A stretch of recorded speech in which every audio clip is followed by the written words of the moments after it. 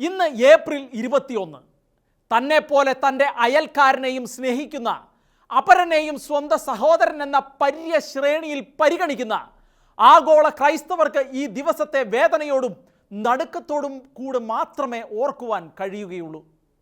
4 വർഷങ്ങൾക്ക് പുറകിൽ 2019 ഈസ്റ്റർ ദിനത്തിൽ തിരുമുൻപിൽ അർപ്പണ ബോധത്തോടെ തിരുക്കർമ്മങ്ങൾക്കായി ശ്രീലങ്കയിലെ ദേവാലയത്തിൽ തടിച്ചുകൂടിയ ക്രൈസ്തവ ജനതയിൽ 268 പേരെയാണ് കരുണയുടെ കണിക ലെവലേശമില്ലാതെ മനസ്സിൽ മത അർബുദം ബാധിച്ച ഒരു പറ്റം ഇസ്ലാമിക തീവ്രവാദികൾ ചാവേർ സ്ഫോടനത്തിലൂടെ കൊന്നൊടുക്കിയത്.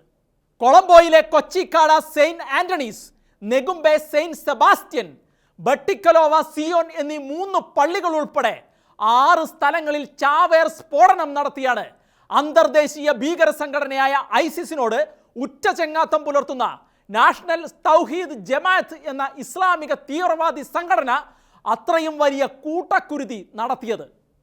മനസാക്ഷി മരവിച്ചിട്ടില്ലാത്ത ലോകത്തിലെ സകല മനുഷ്യരെയും കണ്ണീരിലാഴ്ത്തിയ ആ ഭീകരാക്രമണം കഴിഞ്ഞ് ഇന്നേക്ക് 4 വർഷങ്ങൾ പിന്നിടുമ്പോഴും ശ്രീലങ്കയിലെ ക്രൈസ്തവ സമൂഹത്തിന് ഇനിയും നീതി ലഭിച്ചിട്ടില്ലെന്നതാണ് അങ്ങേയറ്റം ഖേദകരം. ക്രൈസ്തവർ ഏറ്റുവാങ്ങിയ ഈ കടുത്ത നീതി നിഷേധത്തിലും ഭരണകൂടം നിഷ്ക്രിയത്വം തുടരുമ്പോഴും തങ്ങളുടെ പ്രാണന്റെ നാഥനായ കർത്താവിൻ്റെ വചനത്തിൽ പ്രതീക്ഷയും പ്രത്യാശയും അർപ്പിച്ച് ധൈര്യത്തോടെ മുൻപോട്ട് നീങ്ങുകയാണ് ശ്രീലങ്കയിലെ കത്തോലിക്ക ക്രൈസ്തവ സമൂഹം. പച്ച മനുഷ്യരുടെ മാംസത്തിലും ചോരയിലും കാലൂന്നി നിന്ന് പുളയ്ക്കുന്ന ഇസ്ലാമിക ഭീകരന്മാരുടെ ചോരക്കൊതി അവിടം കൊണ്ട് തീർന്നില്ല. ഈ 4 വർഷത്തിനിടയിൽ ലോകത്തിൻ്റെ വിവിധ ഭാഗങ്ങളിൽ സ്ഫോടനങ്ങളും പൊട്ടിത്തെറികളുമായി അവർ ലോകത്തെ മുഴുവൻ അരാജകത്വത്തിൻ്റെ ആഴ്ത്തിക്കളയാൻ പോകുന്ന തങ്ങളുടെ പ്രത്യയ ശാസ്ത്രങ്ങൾ പ്രായോഗികമാക്കിക്കൊണ്ടിരിക്കുകയാണ്. പരമ്പരാഗത ഗോത്ര വിഭാഗക്കാരെയും ക്രൈസ്തവരെയും മറികടന്ന് ആഫ്രിക്കൻ രാജ്യമായ നൈജീരിയയിൽ അതിവേഗം വളർന്നുകൊണ്ടിരിക്കുന്ന ഇസ്ലാമിക സമൂഹം അവിടുത്തെ ക്രൈസ്തവർക്കെതിരെ അഴിച്ചുവിടുന്നത് സമാനതകളില്ലാത്ത അക്രമവും നരവേട്ടയുമാണ്.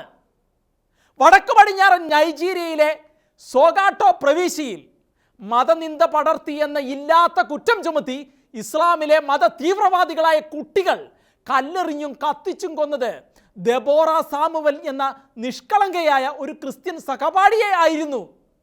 അതിനുശേഷം പന്തക്കുസ്ത തിരുനാളിൽ തെക്കൻ നൈജീരിയയിലെ പള്ളിയിൽ ഇസ്ലാമിക തീവ്രവാദികൾ നടത്തിയ ബോംബേറിലും വെടിവെപ്പിലും കൊല്ലപ്പെട്ടത് 50ഓളം ക്രൈസ്തവരാണ്. ലോകമാകമാനം ഇസ്ലാമിക തീവ്രവാദം ശക്തി പ്രാപിക്കുകയാണ്. ഇപ്പോഴിതാ കേരളത്തിലും ക്രൈസ്തവർ ഇസ്ലാമിക തീവ്രവാദികളിൽ നിന്ന് വലിയ ഭീഷണി നേരിട്ടുകൊണ്ടിരിക്കുകയാണ്. കേരളത്തിലും ബോംബ് സ്ഫോടനങ്ങൾ തുടർക്കഥയാകാൻ ഇനി അധികം നാളുകളില്ല. ഒരിക്കൽ കാശ്മീരിൽ നിന്ന് കേട്ടതിൻ്റെ തുടർ ചലനങ്ങൾക്കുള്ള കോപ്പുകൂട്ടലുകൾ കേന്ദ്രത്തിൻ്റെ ശക്തമായ ഇടപെടലുകൾ മൂലം തടയപ്പെട്ടു എങ്കിലും എപ്പോൾ വേണമെങ്കിലും അത് സംഭവിക്കാം.